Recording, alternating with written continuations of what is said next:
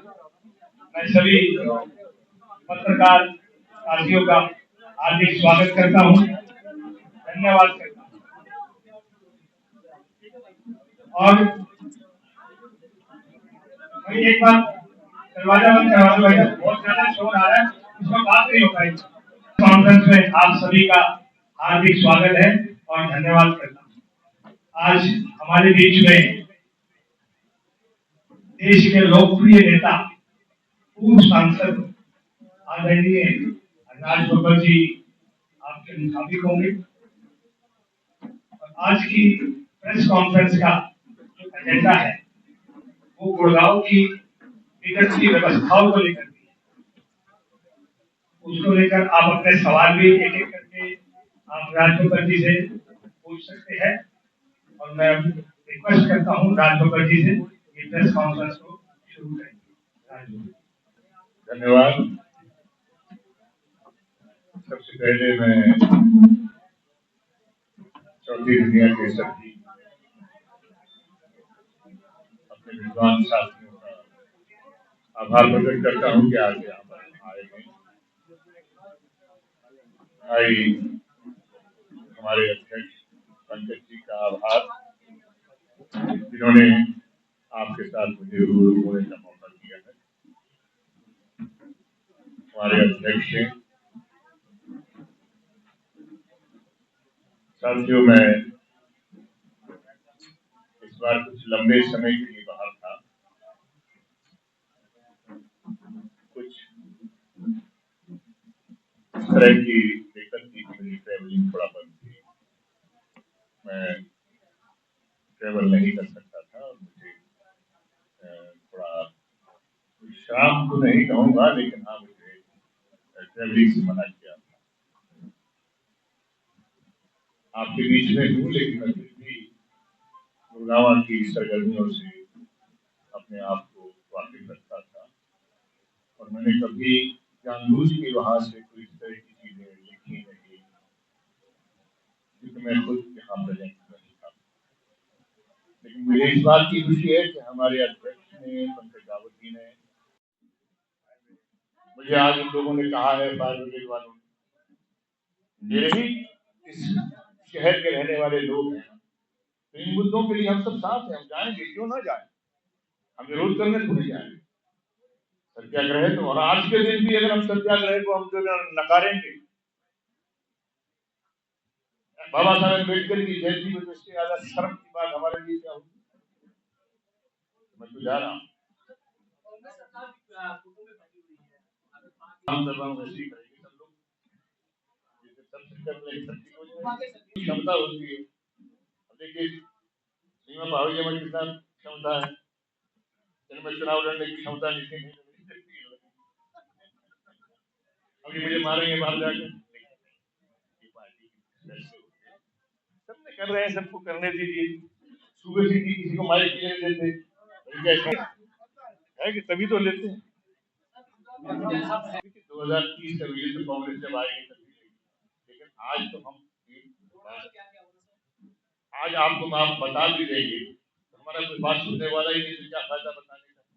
कांग्रेस तो बताया था 5 साल तक लोग जो हुई परेशानी है। लोग अगर पैसा लेके आ रहे हो, पैसा लगा रहे हो, तो पैसा सार्थक हो। हम चाहते हैं कि हमें 30 में अगले आने वाले चुनाव, 29 में जो चुनाव हो, उस चुनाव के अंदर हमें ये ना कहना पड़ेगा आपने तो कुछ भी नहीं किया। हम चाहते हैं कि हम कहें कि आपने बहुत कुछ किया, इससे आगे हम करें, पीछे ही कब तक देखे बैठे। पूरे देश के अंदर आज जो वेतन को लेकर महंगाई बढ़ चुकी है,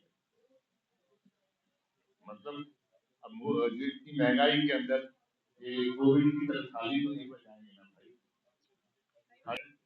क्या ये सब दिखाई नहीं दे रहा? बयान आया पंकज रावत का, कैसे बयान दिया है? कांग्रेसी हूँ या अखबार में दिया, मीडिया में बोलिए, मैं नहीं बोल रहा हूँ, आप मत बोलिए कि आप बोल रहे हैं, मैं बोल रहा हूँ। देखिए पहले देखिए तो सही, आप सिर्फ जाके उंगली करने से मतलब नहीं होता दोस्त। जाओ देखो, फोटो लो, बोलेंगे राज बब्बर ने कहा देखो, और मैं समर्थन करता हूँ। और क्या चाहिए आपको? इस इससे बड़ा बयान क्या चाहिए? मुझे ही नहीं, मेरी पूरी पार्टी आपका साथ देने को तैयार है। चलो तो सही। मैं इसलिए मत सोचो कि सिर्फ ये हम विरोधी कहलाएं, हमें लगेगा कि हम सिर्फ विरोध करते हैं, हम कुछ नहीं करते। वाकई सही, हम क्या कर सकते हैं? हमारे पास में सिर्फ क्या खड़े हो जाते हैं तो बताते हैं, क्या देखिए हम तो आज की तो कह ही रहे हैं कि आज तो है ही, लेकिन अभी बरसातें आने वाली हैं, क्या हल होगा उसका भी सुधार कीजिए। तो कहते हैं हमने 100 करोड़ रुपए ज्यादा दिया। तो हम चाहते हैं कि वो 100 करोड़ रुपए सही जगह खर्च हो। अब खर्च करने वाले तो वही है, मेरे कहने से तो खर्च करेगा नहीं कोई, पंकज जी के कहने से खर्च करेगा नहीं कोई, सीमा जी के कहने से खर्च करेगा नहीं कोई। तो खर्च तो भैया सरकार ही करेगी, और उसके लिए थोड़ा सा बुद्धिजीवी वर्ग जो है खड़ा हो जाएगा। हम आपके पीछे खड़े होंगे, अगर आपको लगे डंडे वंडे आ रहे हैं तो हम आगे खड़े हो जाएंगे। बहुत बहुत धन्यवाद। मेरा जो पेशा है जिस शहर के अंदर मुंबई, हमारे यहाँ 4.5 महीने बारिश होती है, और कभी शहर बंद नहीं होता, कभी कोई काम करते नहीं, समझ बारिश में काम कर नहीं आ रहा, ऐसा कभी नहीं होता। मैं ये नहीं कह रहा हूँ किसकी गलती है किसका, अब मैं बोलना नहीं चाहते, मैं आपसे कह रहा हूँ, लेकिन मैं इसलिए भी किसी की बुराई नहीं कर रहा हूँ। मैंने जिस रास्ते से जा सकता था मैंने समझाने की कोशिश की, लेकिन मुंबई के अंदर बहुत अच्छा सिस्टम क्रिएट किया गया था, इंफ्रास्ट्रक्चर तो बन रहा है, लोग जो है वहां पर जो है बाकायदा वो बना भी रहे हैं। अगर उस एक्सप्रेस हाईवे के साथ में लिबर्टी निकाली थी, अगर उसकी नहर बना दी होती और यहाँ का सारा पानी वहाँ डाल दिया होता, वो जमीन भी आज खेती के लायक हो गई होती। ये मेरा काम तो नहीं है ना यार, ये तो सरकारों का काम है ना। तरफ से आओ, कहाँ आपके पानी की निकासी है, वहाँ निकासी डालते हुए उन जगहों पे आओ जहाँ की ऑलरेडी सीवर डला हुआ है, उसी के पैरेलल सीवर डालो और जोड़ते चले जाओ, जोड़ते चले जाओ, एटलीस्ट लोड तो कम होगा। लेकिन आपकी नीयत नहीं है, आप करना नहीं चाहते हैं, आपको वही करना है जिससे पैसा ज्यादा हो, कम से कम 15-20 साल का जो पैसा आता है हो जाता है। नीयत साफ होनी चाहिए इस बिरादरी को, पेशे से भी और नाम से भी और पहचान से भी। और मेरे लिए कोई बिरादरी नहीं है। हाँ, मैं ये जरूर कह सकता हूँ कुछ सक्षम लोग होते हैं हर समाज के अंदर, उनको सम्मान मिलना चाहिए, और मिलना चाहिए, क्यों नहीं मिलना चाहिए। अब सुबह सिंह जी को अकेले मिले और मुझे ना मिले, ऐसा कैसे होगा? मिलना चाहिए दोनों को। इसमें सवाल भी है और इसमें गर्व भी है। आज जो लोग सक्षम ऊपर बैठ जाते हैं, तो संविधान को लेकर आज के दिन जाके मालाएं चढ़ाते हैं, पार्लियामेंट की मूर्तियों पर भी आज आपने देखा, तो तमाम लोग, जिस महापुरुष ने आपको इज्जत से बराबरी की रहने का आपको एक संविधान, जिसने आपको खुददारी से जीने का अधिकार, जिसके समाज ने हजारों साल से हर तरह की यातनाएं सही, दलालत सही, उसके बावजूद उसने बदले की भावना से नहीं, बल्कि सारे समाज को इकट्ठा खड़ा करने का काम किया। जिसको पढ़ने के लिए चटाई नहीं मिलती थी और दूर जाकर बिठाया जाता था, जब वो पढ़ लिख के साथ तैयार हुआ तो उसने आपको ऐसा संविधान दिया जिसमें सारे समाज के लोग एक साथ का अधिकार।